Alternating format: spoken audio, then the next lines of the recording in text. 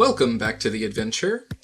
Today we are taking a set of Windows 95 installation floppy disks and turning them into a CD that we can install Windows 95 from. To get started, open a browser and go to winimage.com.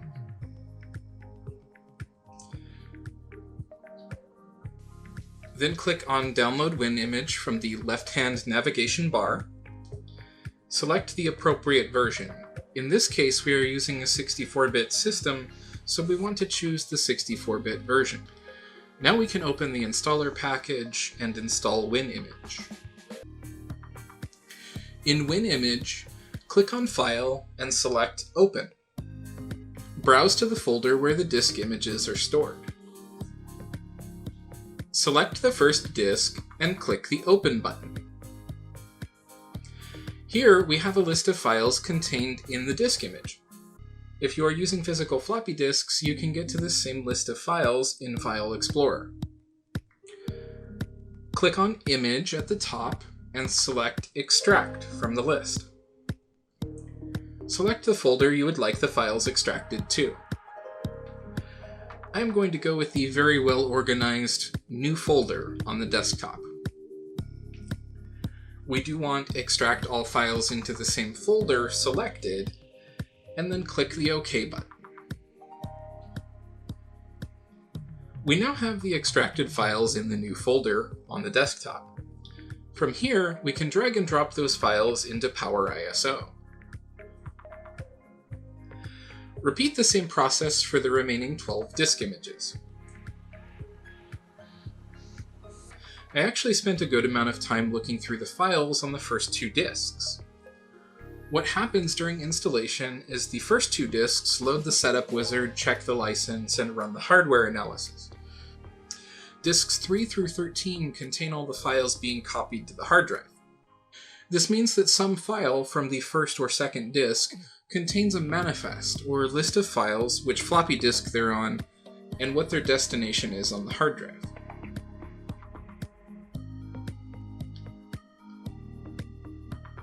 In theory, if that file can be edited to point all of the source files to disk 1, you could name the CD disk 1, and the installer would proceed without prompting for a disk. It turns out the method for installing from a CD is much simpler.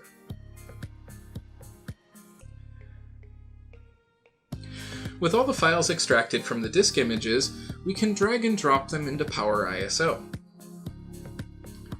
Click File and select Save.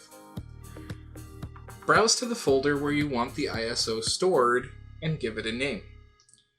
I'm going to go with the name Windows 95 Retail. Alternatively, if you are using real hardware, we want to burn a CD opposed to just creating the ISO file. From the computer where we are going to install Windows 95, use a boot disk or let it boot normally if DOS is installed. Insert or mount both the first Windows 95 installation floppy disk and the CD we just created. From the prompt, type A: and press Enter. Let's do a quick directory listing. Now type Setup and press Enter. This is going to start the setup wizard.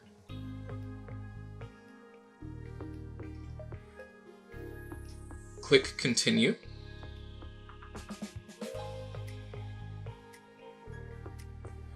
Insert Disk 2 and click OK.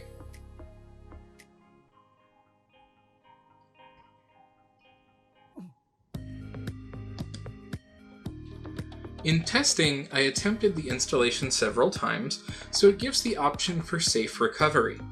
I'm going to select not to do the safe recovery. The screen should not appear unless the installation had failed at some point and you are restarting the process. Click Next on this screen. The default installation path is what we want, so click Next. Always choose the Custom option when installing software. Even if you don't make any configuration changes, That is the only way to know what changes are being made to the system. For the purpose of having less screens to click through, I will select Typical and click Next. This prompt is the predecessor to the Windows Genuine Advantage validation tool. Perhaps we can explore how this is accomplished in a later video. In this case, we need to click Continue. The user information and product key are pre-populated, so we can click Next on both screens.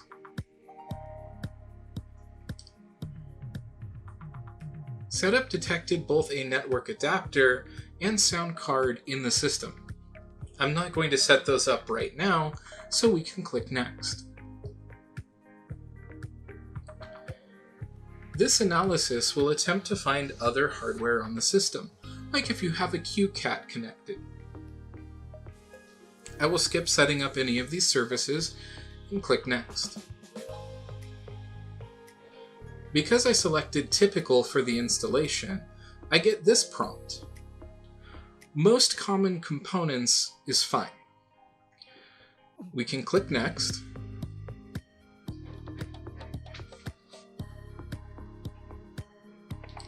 In this case, I don't want a startup disk, so I will select No and click Next. Now for the part we've all been waiting for. We get the prompt to insert disk 3. If you don't insert a disk, or you leave disk 2 in the drive like I did, you get this prompt, which lets you select a file path. From here, we just need to switch A:/ to D:/. Then click OK. The installer will proceed without prompting for any more disks. It turns out that the installer requires disk 1 and 2 as a form of digital rights management or copy protection. The floppy disks also have to be DMF formatted, otherwise known as a 1.68 megabyte format, opposed to the usual 1.44 megabyte format. As long as the two disks meet the criteria, it doesn't matter where the files from disks 3 through 13 are stored. You may be asking yourself why we copied the contents of disks 1 and 2 on the CD. You will see in a later step why we did that. Now to restart the computer. The processor in this PC is too fast for Windows 95, so we will need to boot from a special disk and apply a fix to continue with the setup. This issue and the solution is covered in more detail in another video. The card should appear shortly. Now back to the setup. We have to enter a workgroup name. I will go with the unimaginative name Workgroup, and then click Close.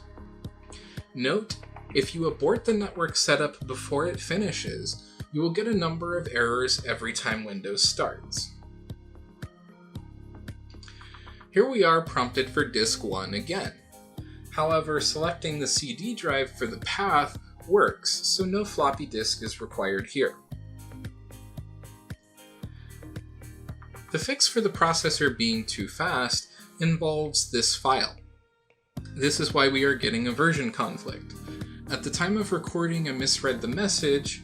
Clicking No means that you want to overwrite the file. I should have selected Yes at this prompt. We are near the end of the setup, just a few more clicks. There we go. We took the set of Windows 95 installation floppy disks and turned them into a CD that we can install Windows 95 from. Thanks for stopping by. See you next video.